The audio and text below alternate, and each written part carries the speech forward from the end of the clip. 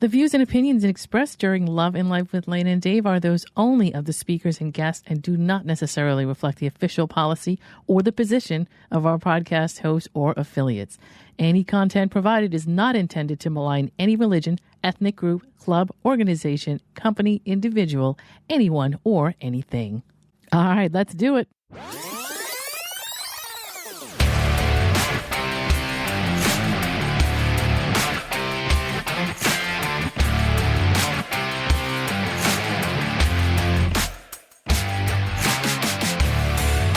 You're listening to Love and Life with Lana and Dave, the podcast where logic is power and you take control. Thank you for tuning in and making the choice to listen in and get ideas for your own love and life. Now, here are your hosts, Lana Williams and David Vaccaro. It's time for part 2 of our 3-part interview with Will Kidd. Let's get into it. And it was a liquor store in the front and a nightclub in the back. That's kind of cool. You could actually walk through a door from the liquor store and go right into the nightclub. That's actually good. That's a good idea. You don't ever have to get used to it. It was weird, but these guys were a chain. Yeah. They had about 25 or 30 of these things all over the South. That's actually cool. I'm bummed I never saw one of those. And it's kind of cool is that their main bar rotated. So you'd sit down at your bar and you had to kind of remember, you had to like put something on your chair so you would remember where your seat was, because if you got up to go to the bathroom and came back 3 minutes later, your chair would be, halfway around the circle and you'd be like, where's my stuff? Yeah. You oh think somebody came and sat down and we saw it all the time. Yeah. The bartenders used to have to flag the people. Oh no, you're over here. Your stuff's over here. That's hilarious. Because they get a couple drinks in them. They're like, what you who am I? Where's my stuff? That's hilarious. So that was kind of cool. Yeah. And then a gentleman, a guy came in named Jeff, who was in town, and they were opening up a new club called the Big Kahuna. Yeah. And they also had chains of nightclubs between Florida and they had another one in Ocean City, Maryland. It was also the Party Block. They had one in Dover, Delaware, and they were getting ready to open up another one in Wilmington, Delaware, which is a huge nightclub. It held like 4,600 people or something. It was massive. Right. But he came in and, saw what I did and stuff and introduced himself. And we started talking a little bit. And I went over to the place that they had just opened. And I thought, this place is cool. So I applied. And, the funny thing about it is he took me out to lunch. He's like, this is a business lunch. And we went through the McDonald's drive-thru, just like typical DJ fashion. Oh, yep. It's a business lunch. I need the receipt so I can claim this on my taxes. Yeah, back then you could eat for 2 people for like less than $12. So what'd you write off? Did it work for you? That's going to make a big dent in your tax return. Oh my God. So, and unfortunately, not unfortunately, but I started working for those guys. And after about 5 months, I realized that they rotate their DJs. So you have to be able to move. So I'm like, oh, great, another adventure. So what they would do is they would take their DJs from Florida. They would send them up to Delaware for like half a year. And you'd go between the other 3 clubs that were up there. So it was like snowbirding, because were you like in the winter, were you down in Florida? It just depended, whenever the 6 months or 3 months, or they decided to rotate the DJs, Okay. But what was cool about it is they had corporate apartments in all of the cities. Nice. So you always had a room. So if you were there for 6 months, you lived there rent free for 6 months. Wow. So it was kind of like an extra bonus. I mean, you were only making I think I started off at like $80 a night. Yeah. And by the time I left, I think I was making like $125 a night. Okay, but you weren't paying rent because I had climbed the ladder a little bit, Yeah. But it was very corporate. Senior. You were a senior DJ. Yes. Right. But it was, you had no rent. Yeah. So that's good though, because you probably got 1099 to death. No, actually, it was a regular 1040. Oh, wow. Okay. Yeah. That's weird. So kind of. there was no 1099. It was all you were That on. would have been nice. you paid your taxes and stuff, but again, no rent. Right. So who cares? That helped out quite a bit. Yeah. Oh yeah, I bet. I'm sure it did. I'm sure they wouldn't have had the same result if they didn't put people up. It was a good time. Yeah. But I mean, and I stuck with that for through the mid to late 90s, and then I think at about 97 is when I met you. And but when did you meet Gene? Because when did all that happen? That happened like when I first started working at Big Kahuna, like 92, I think. Okay. And we made it through all the way till like Rhode Island, I think, and then after that, it started to decline after that, because I think she was hoping that I would like find something else to do. Yeah. I don't know. Yeah. But it was just, that was what I did. Yeah. That was like, didn't make any sense to me. I was making decent money for doing what I was doing. Why would I not want to do it? Right. Right. So yeah. But and then 98, after I left there, I had something lined back up in Florida. I moved back down to Florida, and I was the resident DJ from 98 to 2002 at Outer Limits nightclub in Bradenton. Yep. And that was a huge place, because you came down there once or twice when I was working there. I dipped my toe in there personally. Yes, I did. Dipped your toe in there personally. Oh, yeah. And we had a good time. The entourage, myself and the entourage, we came down. Yeah. Who was that came with you? Cheryl. Started with C? It was Cheryl, wasn't it? Yeah. Yep, I didn't know if I was allowed to drop names or not, so that's why That's okay. Oh, but you can edit it. It's not live. Right. I keep forgetting. It isn't live. And it was Cheryl, but there's so many that, I don't know. It's not like a big deal, but, Right. And Cheryl wasn't really doing anything scandalous, so it's okay. Not really. Yeah. I mean, we partied and had fun, and, some hotel rooms ensued and things like that happened, but okay. Then we were on vacation. That was it. We did go to Universal. We had a good time at Universal. But yeah. So you were there till 2002. Then. Let's see. I diversified again because the bottom was kind of falling out in that area for DJ. So I started doing a lot of, I invested some money and I bought a brand new Apple. I think it was the Dual G4 was out back then, and it was like the shit. You had to have the Dual G4, with the big processor. Yeah. So I invested in some of that, and I think I got Final Cut Pro and some other stuff. And then I got a Panasonic, one of the real high-end Panasonic cameras at the time. I mean, now you can buy them for like $100. Yeah. But back then it was like the 3 CCD camera. It was the bomb diggity. Yeah, bomb diggity. The bomb diggity do is like the best thing. Bomb.com. So I started doing some recording at home for like real estate entrepreneurs and stuff, and I actually set up a small vocal booth and stuff for them to be in, and made it real nice and professional. I recorded them directly to Sony. I think it was I was using at the time Sony Vegas. I think. Yeah. So I was doing a lot of production work in Sony, tripling up the tracks to make them nice and thick and beefy, left and right and center, and put a little EQ and getting them to pronounce their words correctly, and and instead of saying things like you're gonna wanna, I would play that back like in their headphones on a loop. Yeah, and they would be like, all right, I got your point.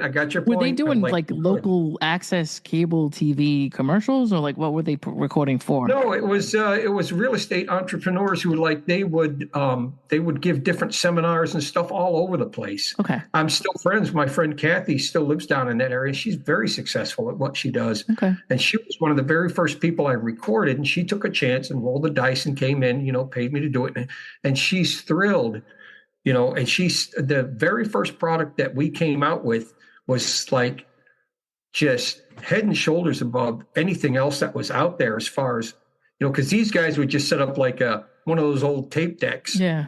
Yeah. and talk, and they'd be rambling, and it was like, it was hard to follow, you know what I mean? Yep.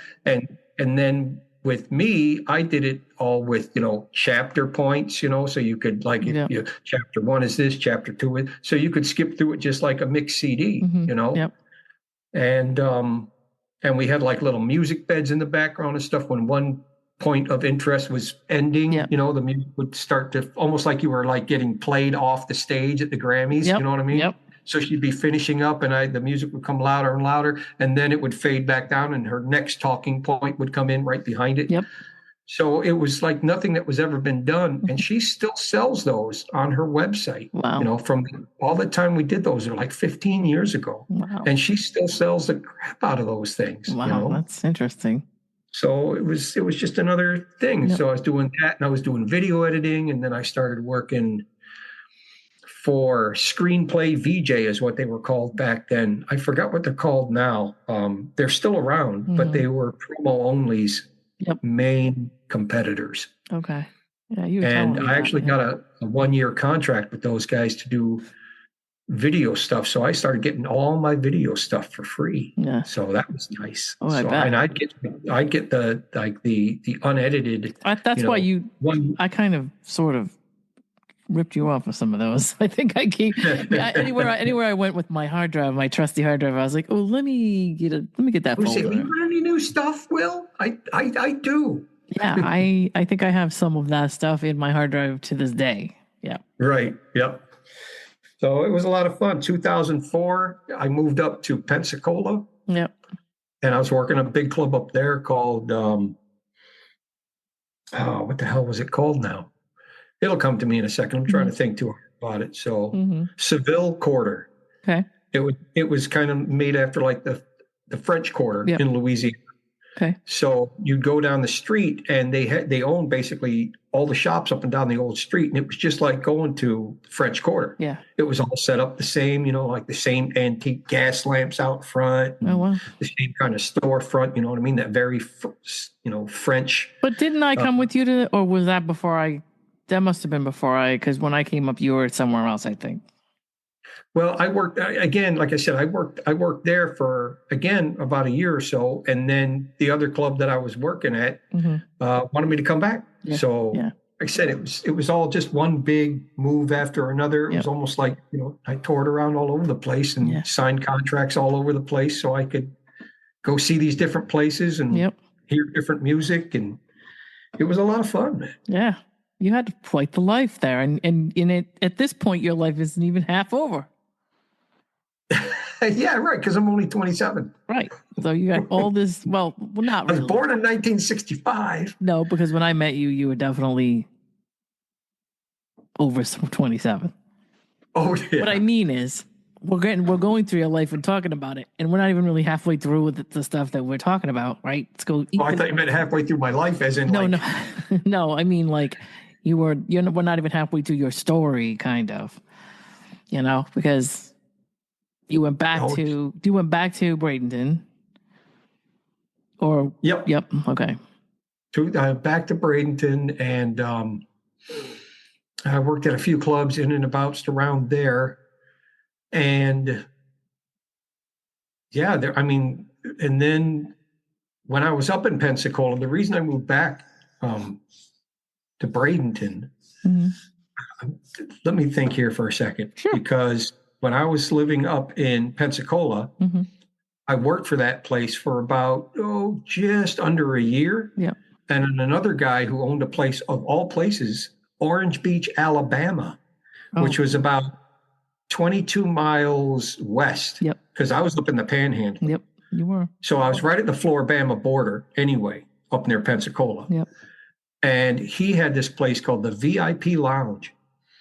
And it was very touristy, but he had spent like over $750,000 on this place just on the interior. It wasn't anywhere near PCH. A little further south. Yeah, I guess so. I'm trying to think. It was you basically took the 10 over. Okay. And I was there for about a year, and that was right at the end of 2004, I think. It's whenever 2004 was the year that one of the big hurricanes That's Katrina. hit Florida. Right. They got Katrina and we got Ivan. Wait a minute. Don't forget about, was it Ivan? Ivan came up through, but Katrina is actually got Florida a couple of weeks before. Okay. So a couple of weeks later, we get another one. Rita, probably. No, it was Hurricane Ivan, Ivan is what it was. Okay. And it hit the coast about 1.5 miles from my house, because I didn't live that far from the beach then. And it hit land at a Category 5. So 2 days before, they were going to start evacuating 24 hours before. Mm-hmm. And I think it was on a Sunday. I'm not sure. Or a Monday. So when I finished up my shift on Saturday, I was out of there by Sunday morning. Mm-hmm. I loaded what I could in my little 1983. Oh, what did I have at the time? I had a Fox Body Mustang with the T-tops. Okay. I loaded everything I could in there and headed down to my buddy's house to wait it out down in Bradenton. Mm-hmm. Well, I couldn't fit really my music collection in there, so I put it up in the attic of the house. Yeah. I put it up in the attic of the house, and kind of had to hope for the best. I took a couple of things of CDs with me, and unfortunately, the house was 4 feet underwater. Wow. For almost a couple of weeks. So I camped out on his sofa basically for almost 2 weeks. Right. And then went back, and everything I had was gone. Wow. My whole recording studio, all my vinyl it's probably in the bottom of the Gulf of Mexico somewhere. Right. Somebody's divers. What did it look like? Like it was just gone? It was, you could see where the water level was on the house, and it was close to the very, very crest of the house at the top, where the roof, was. So, everything in the house, I had to kick the door open because the keys wouldn't even work because the house had been underwater for almost a week and a half, So basically I just had the house is done anyway. So I kicked the door open, smashed the door open, because I'm like, it doesn't matter if this door locks anymore anyway, because there's not going to be anything in here. Right. And it was just. Do you get upset? Oh. You get upset? You must have. Well, it's just stuff. Yeah, I know, but still, a lot of my music was digitized already. So the hurt part is like all those years of those 12-inch singles and stuff that I'd collected. Yeah. I had the whole funky mix version. I had Powerhouse in there. Yeah. I had some rare vinyl that I had when I was working for Kahuna. We used to go up to Philadelphia and go record shopping because it's not that far, right? So we used to go up to Funko Mart in Philadelphia on Market Street. Wow. And we'd go record digging. We'd go digging in the crates. Yeah. You know what I mean? Go like underneath, and there was like one light bulb on a pull string for the whole basement. So we'd take our flashlights with us and we'd go digging in those crates, boy. But all that was just gone. Wow. Gone. Shit. And the recording studio and my roller skates and, of course, my bed, my dresser, almost all my clothes, everything just gone. And I had to start over again. And the worst part is when FEMA finally came through, there was a problem because the owner of the property filed for his property, but since I was renting from him, I filed also, so that threw up a red flag. Okay. They were thinking that two people were trying to file for the same property. He was just trying to file for the property, and I was trying to file for the contents. Right. So anyway, it took weeks and weeks for that. Meanwhile, I have zero income with living off the money I had stashed in the bank. Right. And in there, after I jumped through all their hoops and filed everything, and I basically had a breakdown of all the records. I probably had about $26,000 worth of vinyl disappeared. And so for all my stuff, my belongings and everything that I owned, I got $986. Wow. Yeah, of course. There's no $986. Never going to be what it's worth. But But I took that, and parlayed that into the 2000 ended by the middle of 2004, I was making over $100,000 a year as a DJ. So I went from basically $986. How did you parlay it? You going to tell me? I will tell you. Well, you I tell still me. had my Mac because I took my Macintosh with me. Yeah. And I still had my video editing software and everything. Mm-hmm. So I started doing an all video dance party, Okay. which back then no one was doing it. Yep. People had VHS tapes and everything. Yeah, that's true. Well, I had access to all this stuff, Mm-hmm.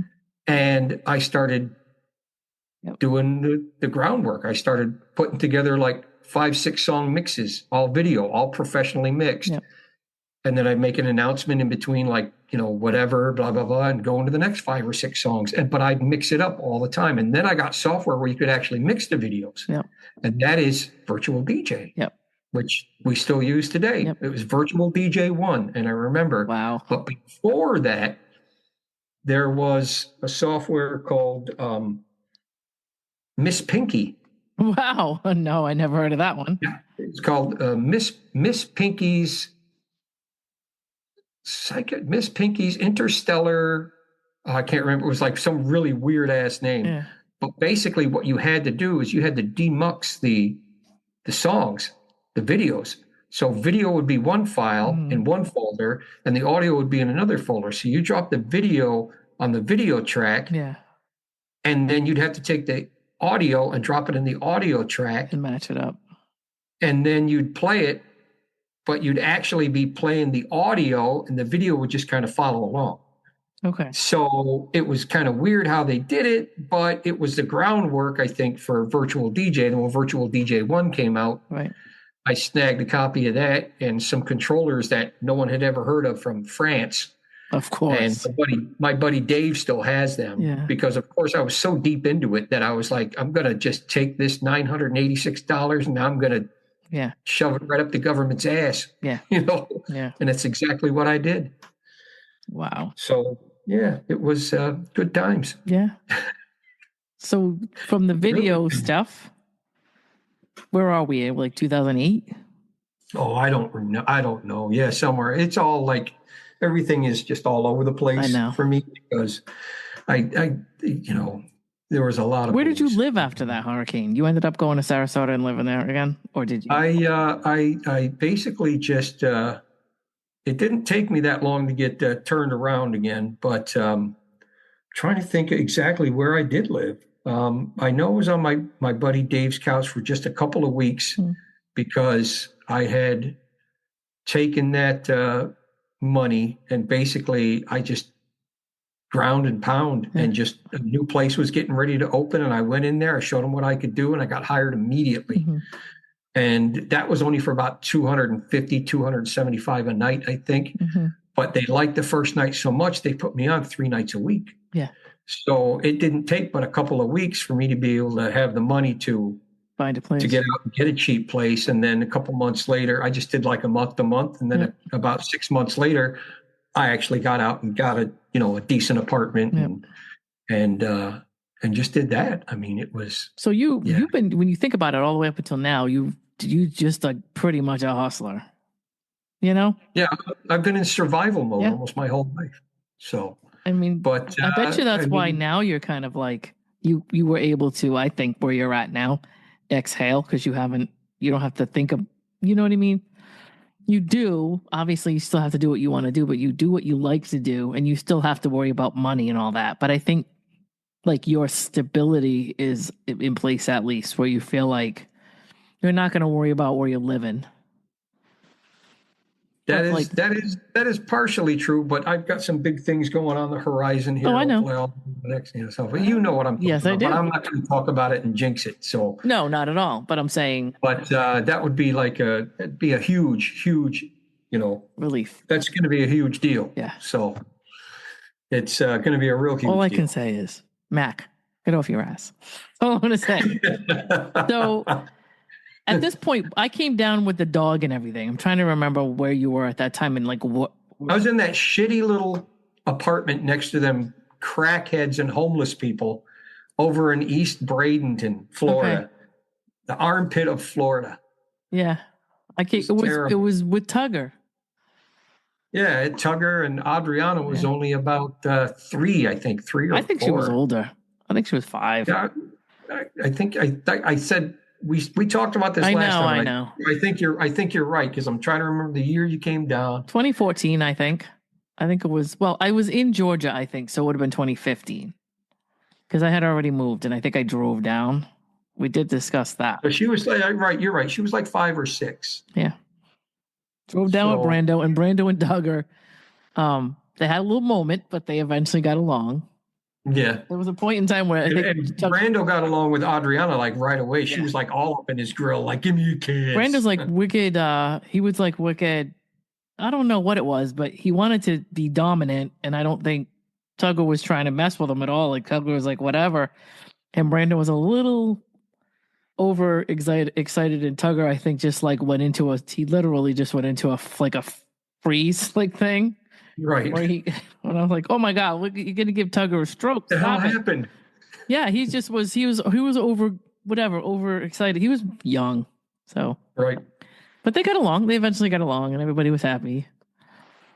Yep. But that was the Venice Beach trip. But anyway, yeah. So that all happened. Then when did you move back to Michigan? Like not even a year later.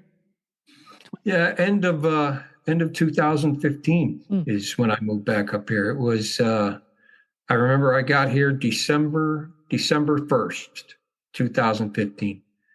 Oh, wow. Because I was still making good money as a DJ. Yeah. I mean, I was still working 3 nights a week, so I was doing all right. Yeah. I was like, I don't want to be the old guy in the club anymore. Yeah. I don't. Yeah. The schedule, almost 30 years or whatever it was of doing it, it just, the grind will get you. Yeah. And you and I talked about this before too, is I think I'm a little more introverted than extroverted. Mm-hmm. And the reason I drank so much because I drank a lot. I used to drink a lot. And as soon as I stopped doing the nightclub thing, I was able to just walk away from that. Yeah.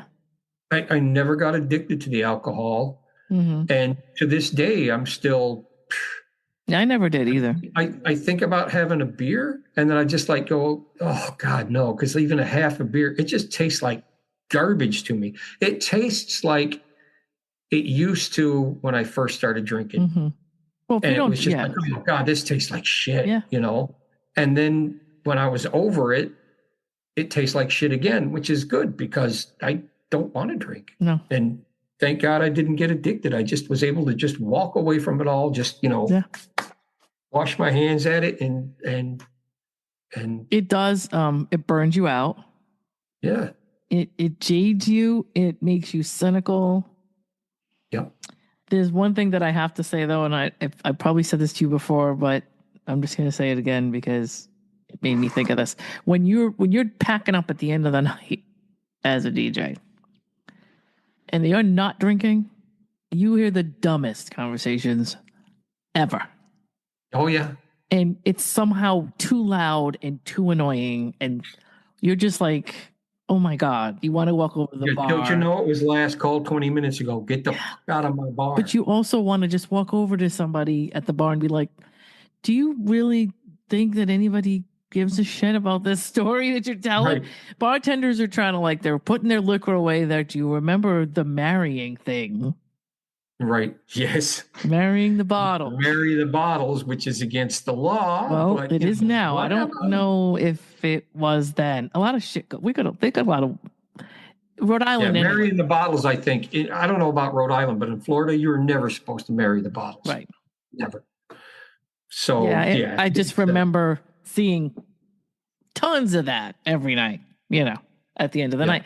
And people cleaning stuff up and wiping stuff down and the smell of vinegar everywhere, which is, but that's the way it is. I know. But there's just this person at the bar droning on and on and on about, the most random,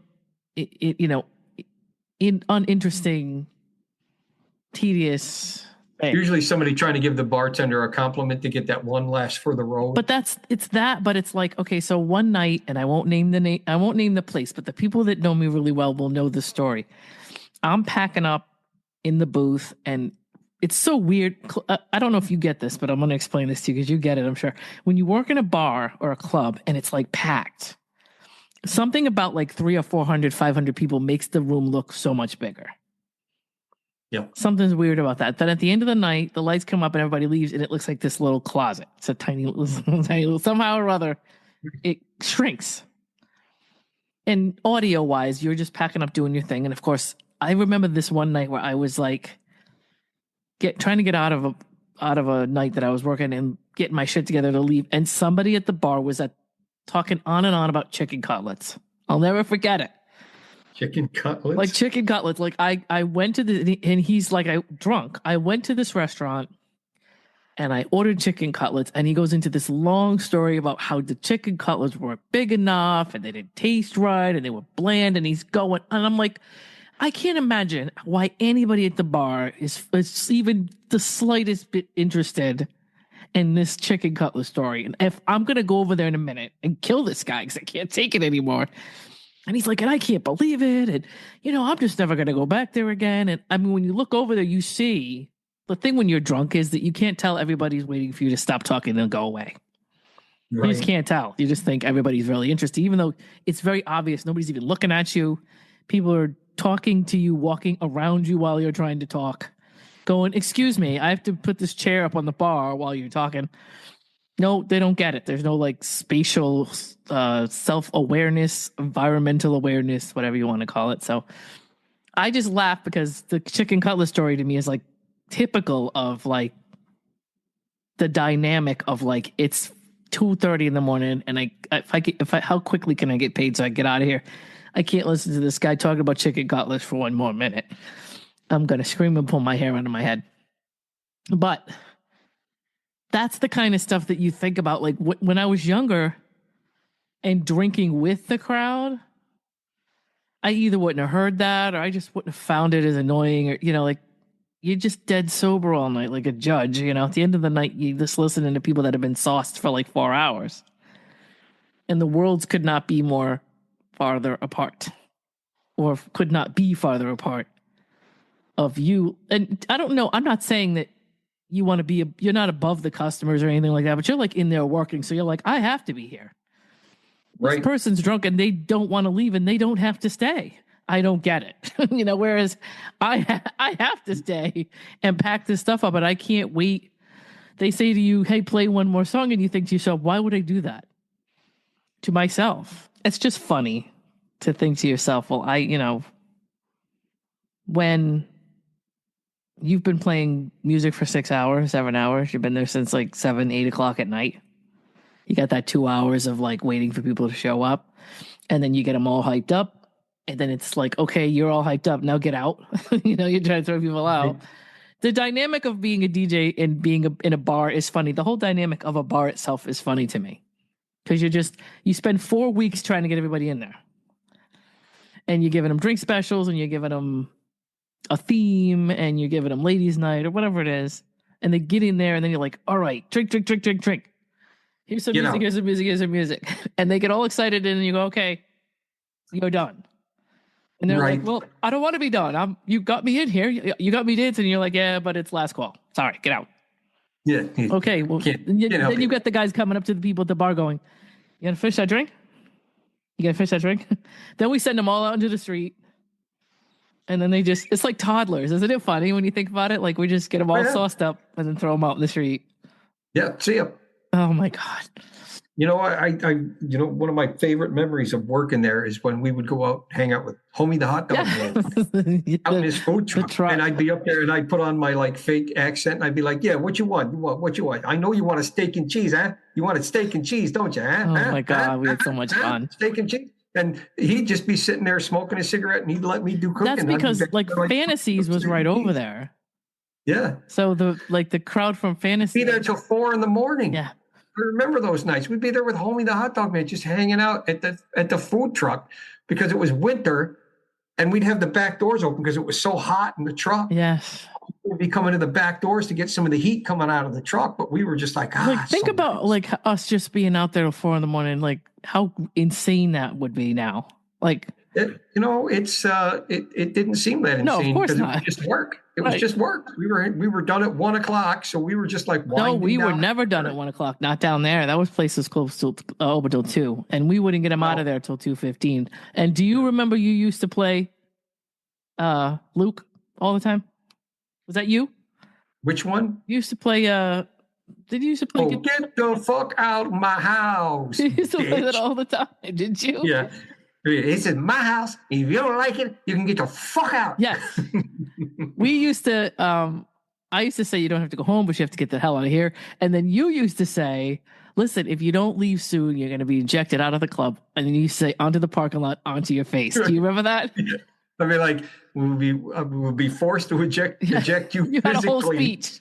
through the front door. You'll be launched through the air. Yep. You will come in very violent contact with the cement. Onto your Won't be a face. good thing. You gotta go. It used to make Please, me I'm laugh. trying to help you out here. I remember You remember the whole free pizza in the parking lot thing I used to Yes. do? Ladies and gentlemen, Donald's just pulled up some guy. Blah, blah, blah, blah, blah. There's free pizza in the parking lot. And people would come back in and go, there's no free pizza in the parking lot. I'd be like, you got to get somebody to come. Somebody's going to come Doorman back in coming here and back try to in. kill you for saying something like that. But it got them out of here, yeah, but they're coming back in.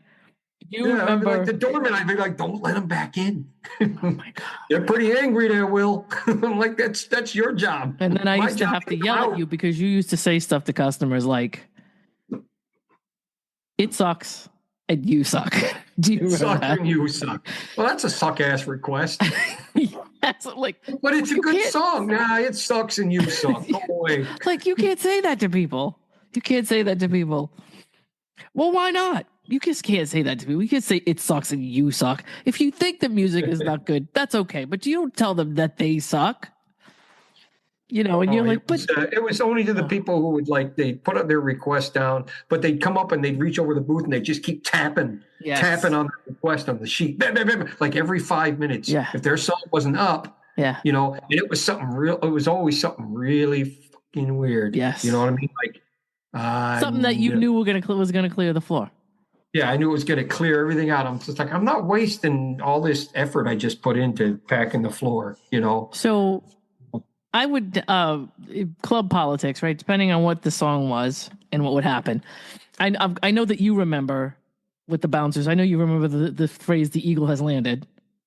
Yeah. Okay, so As John was walking in, right, and we're not dropping any names, but yeah, it's okay because the club. That's is what I closed meant. now. I It doesn't matter. meant because just like you would say, "Oh, what's your name?" Well, my name is. Right. Well, so we used to go through the because if I'm working in a club, I want at least I used to try to do like this 3 or 4 genre thing. So I would play like 3 songs from the 80s dance, then 3 songs that were kind of funky, then 3 songs that were kind of disco, then 3 songs that were kind of freestyle or whatever. Yeah. Right. So that we had people go into the bar, come in from the bar. We had different types of people. We'd let these people go over to the bar, drink, give them a couple songs, bring them back out, whatever. Then we had things that were like sweepers, what they call floor sweepers. Yep. Typically, those would be customer requests. It would be something they think that everybody's going to love. Right. And you're like, no.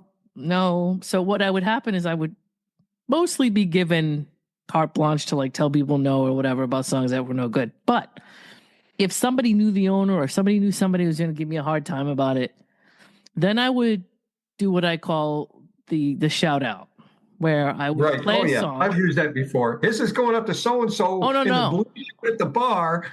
Well, yes, I would point it out. I'd get their name and everything, and I'd say, see that guy over there? That guy over there thinks this song. You guys are going to love this. Wait till you hear this. And I would hype it up.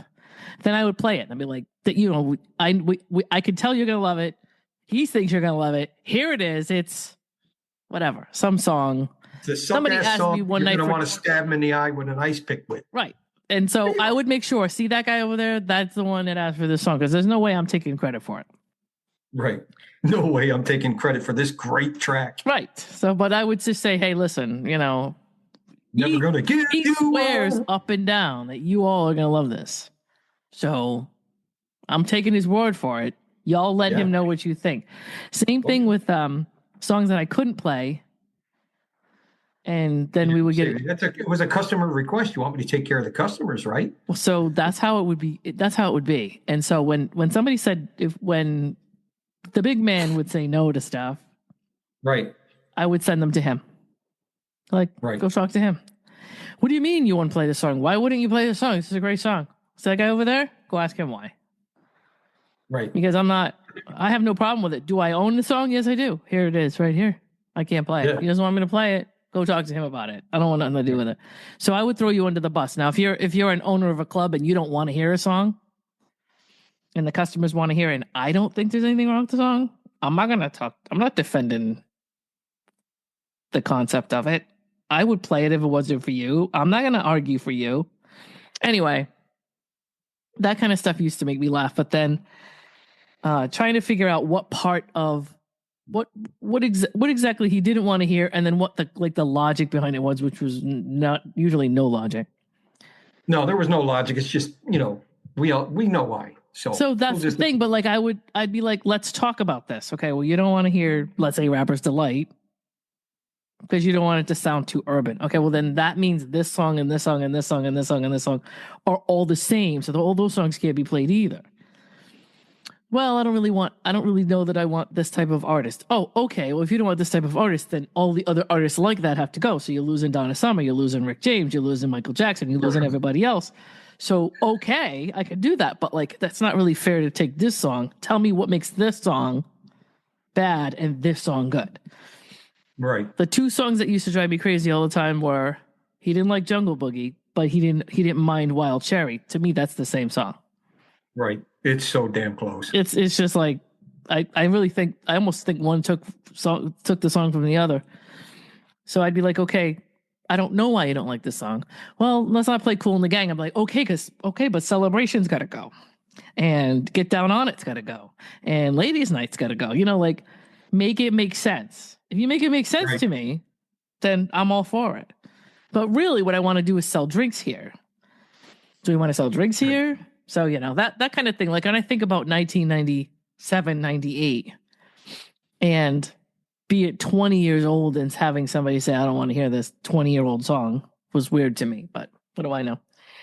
It couldn't be rap, you know what I mean? So, okay, it can't be rap, then okay, here's a bunch of other stuff that also can't be played. And It Takes Two was one of them, and things like that. But anyway, we just had a good time. We had fun. Yeah, and if It Takes Two, if It Takes Two goes out the window, then so does Think by Aretha Franklin. It does, but if somebody says they don't want rap, that's really what it is.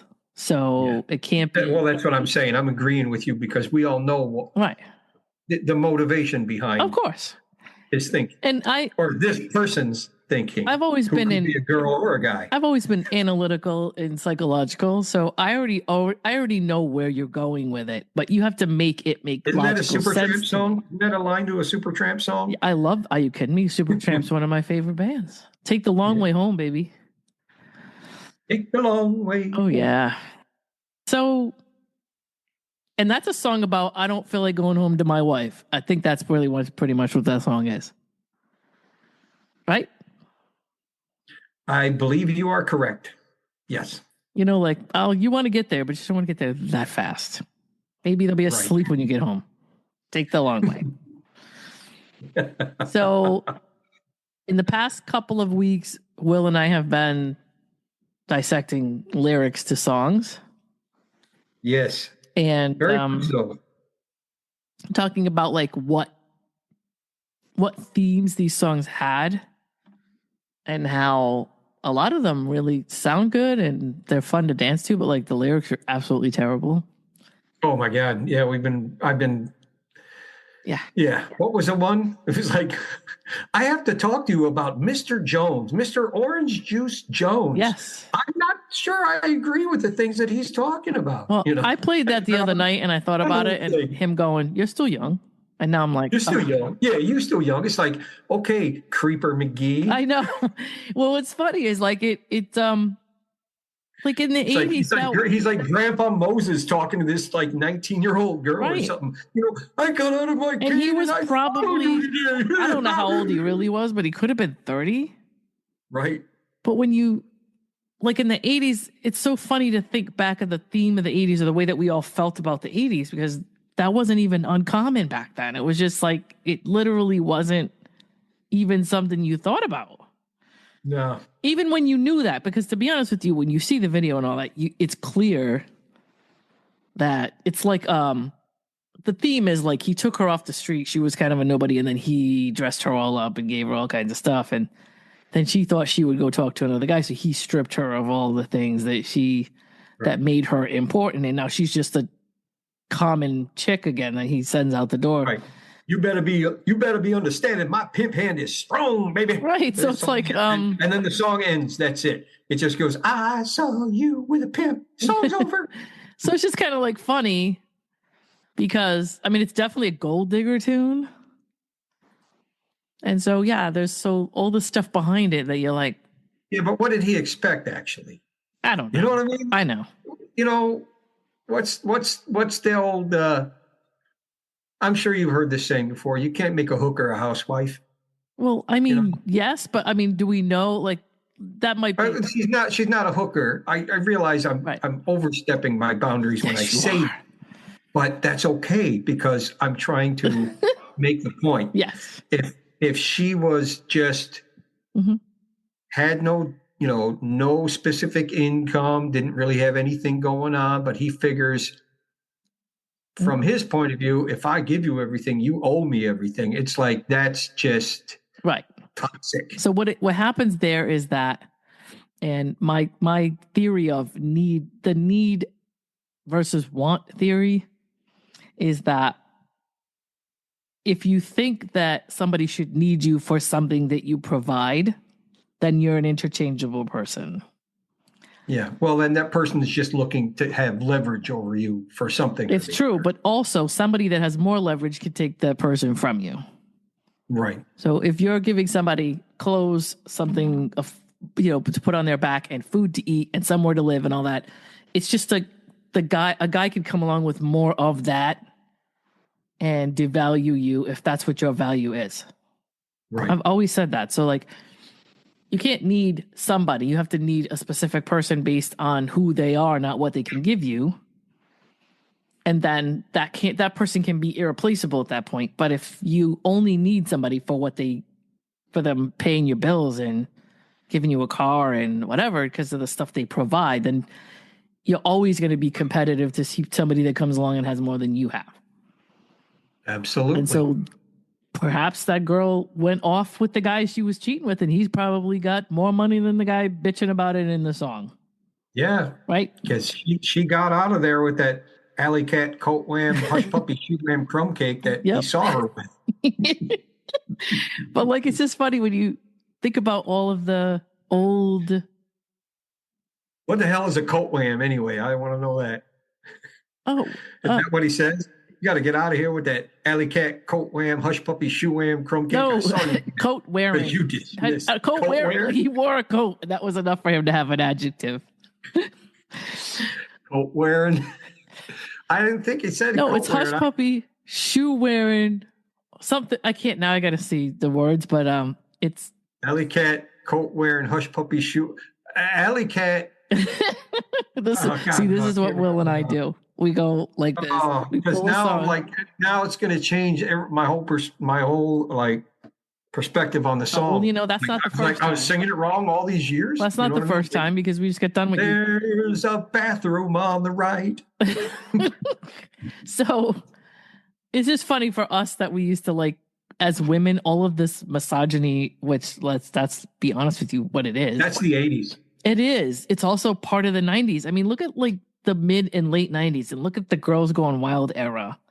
And, it's just. We had Girls Gone Wild at one of the bars I was working at down I bet. Down in Florida. Yeah. It was kind of crazy. So you were there. Cops came in and shut it down. I bet. About halfway through. I was like, yay, thank God, because it was pretty tasteless and classless. I've seen a lot of crazy, stupid shit in my life. Yeah. working in those bars. But to me, it was all the name and advertising. And really, that was it. Right. I've seen people have a better time on one of my regular nights, Right. I just didn't see wiffle ball bats and things, I don't even want to describe. Yeah, well. Let's not get into it, okay? Because I'm just I gotta walk past that area, okay? When I'm leaving. Yes. No, I can imagine. I mean, I think back to as innocent as they seemed at the time. Wet t-shirt contests. Oh yeah. Constant. 4 years straight, every Tuesday night. Yeah. For 4 years at that club in Bradenton. Yeah. We had it right after it was a Tuesday night. We had the mail review that would come in. Yeah. Every Tuesday, the Suncoast Calendar Men for once a week for 4 years straight. Wow. We ran those guys. And believe it or not, there weren't too many nights that we didn't do pretty good on a Tuesday night. But then after that, it was the wet T-shirt contest, and those guys would stick around and host it, and it got kind of crazy. Yeah, it got kind of crazy. I think about it, and I'm like, there was so much going on between the 70s, 80s, 90s, and stuff that I grew up with, and I was out working in clubs and seeing, and when I think about it, I don't really know what the draw was. All right, that's it for part 2 of my interview with Will Kidd. Stay tuned for next week. Part 3 and final for the long interview I had with Will Kidd. And in the meantime, check us out, www.lanandave.com. That's where all of our podcast platforms are. That's where all of our social media is. And we will talk to you soon. See you later. Hey, you just listened to Love and Life with Lana and Dave. Thanks for joining us, and we hope you enjoyed it. If you did, please share the podcast, leave us a comment or review, and don't forget to subscribe so you don't miss any new content. We'll see you soon.